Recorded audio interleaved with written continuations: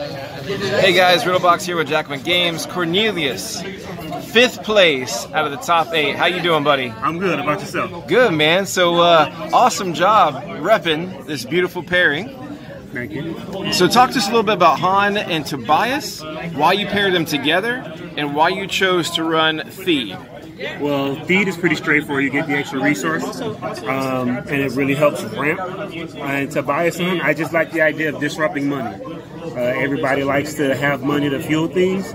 So I was looking at ways to, especially with the more controlled decks, to make it harder for them to control my dice. So taking your money was the way to do it. So out of this pairing, did you try to explore any other pairings with Tobias? Like let's say Sienna or Talzin, any AR builds? Did you try anything with that? No, my only other attempts were with Iden, because for me personally, I just prefer the 2 big characters, and let's play. Keeping them elite, keeping them even, keeping them simple, so you're just consistent. Yeah. So talk to me a little about the upgrades that you play in this deck and why they work so well with these characters. The upgrades, well, we'll start off with the Darksaber. It's a really good redeploy weapon, a really good way to close games. So the focus, the 2 and the 4, so that's really good. And one reason why I like the Darksaber is because I depend on double fast hands. Awesome. So I wanted an upgrade that when I roll out can slam in for a lot of damage. Awesome. And fast hands is kind of like my tech for the heavy mill control matchups. Against mill, I really look for fast hands to start the game. So again, it's giving you that simplicity, that consistency, that speed. It's cheap. Yep. Your character colors match, so you don't have the limitation of being on a yellow character. Right. So you're doing good. Yep. Deadly was something I added today because in testing versus mill, sometimes the game's just so grindy that this was my way of getting past shields and force illusion, things like that. So that was my tech for the control type decks. Very good. X8 is pretty straightforward. X8 is probably the best upgrade in the deck because the deck makes so much money by stealing money. Being able to pay just to turn to damage size, and it continues the theme of the disrupt. Right. And you got the money because you're running Tobias. You got the money because you're running Feed. Right. Feed gives you that neutral spot. And then you get the ambush. So again, just that consistency, that speed, everything you want. Holdout Blaster is really here for just the redeploy. It's Holdout Blaster is tried and true staple gun, but it's really here for the redeploy. Awesome. And then you have Beckett's rifle. Of course. All right. So that thing's a beast. So good for its value. Yes. And so the best thing about the first opening the game with Feed is Feed, get the 3 resources, drop Beckett's rifle. And again, Beckett's rifle is great with the fast hands. It's 50% damage plus the 2 disrupt. Real nice. Yep. So there are so many games where I start off with this. Everything you want. Yep. And they're broke. Okay. And then I have the Black Sun. Black Sun was a last minute add because it doesn't have redeploy if I put it on Beckett. But because of the prevalence of force jump, I needed something that could give me damage to get around force jump.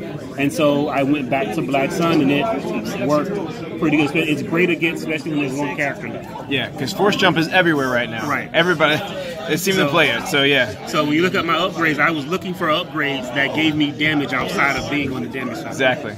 Awesome, awesome. All right, man. Well, let's go over some of these events you got. Let's talk about the events. Okay. All right. So show me the events you're running. All right. So the first event is Pay It Off.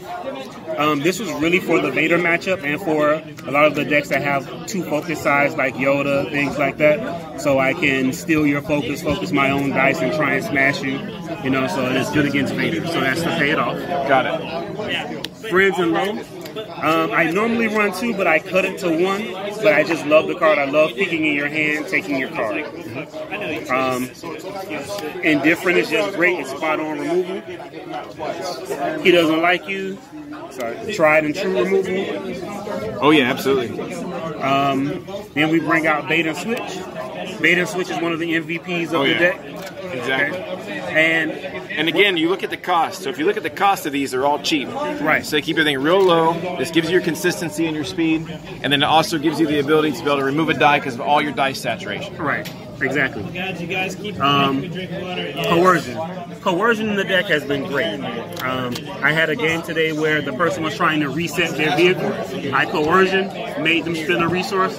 I coercion again, made them spend another resource. They lost their reset on their vehicle. Right. Or against the Vader matchup, a lot of times they'll feed, they go up to 3 resources. I'll coercion, hit the Fear and Deadman. Now they have to pay the 2. They can't drop their weapon. Right.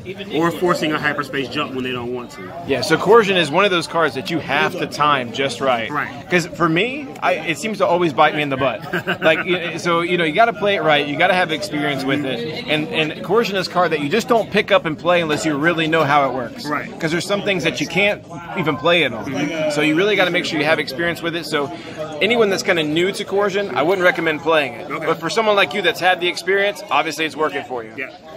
It's really good against the Han3, especially when they haven't rolled out, grabbing the double cross. They now have to spend it. So the theme about my deck is I take your resources, and then coercion forces you to spend your resources when you don't want to. Right. So I keep you broke when you're facing me. Exactly. Awesome. Risky move, just straight up removal.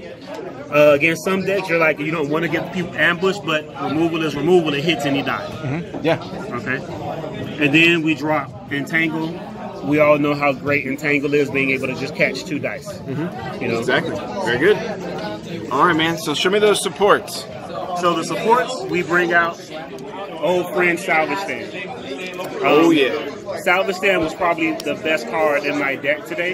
It was a last-minute ad. I barely practiced with Salvage Stand in the deck, but I won games today just because people couldn't play removal, because Beckett would take their money, or Beckett's Rifle would take their money, and then Salvage Stand, they take money during the turn, then Salvage Stand would take that money. Yeah. So Salvage Stand was great. And to finish it off, Backup Muscle was awesome. Getting past Force Illusion, getting past Shields. Always a great card. Yeah. Oh, it's like an auto-include. Yeah. And the cool thing about this is this is a very thematic pairing. Right. So not only is it very structured and kind of like simple in a way, it's very complex on how it's played, and it's very thematic. So that's the nice thing about this build. So Destiny's doing a good job. So other than this deck, what is another deck that you're on, or another deck that you might be interested in playing? I love Iden, so I've been playing some Iden. I've been trying to find a build for Iden, and I like Kit Ayla. It's just, I've always played blue. I just don't know if it's the right thing right now. Right. Well, this worked for you, man, and I appreciate you taking time with us today. These are some great choices, and it seems like a really solid deck. So thank you. Appreciate it. Yes, sir. All right.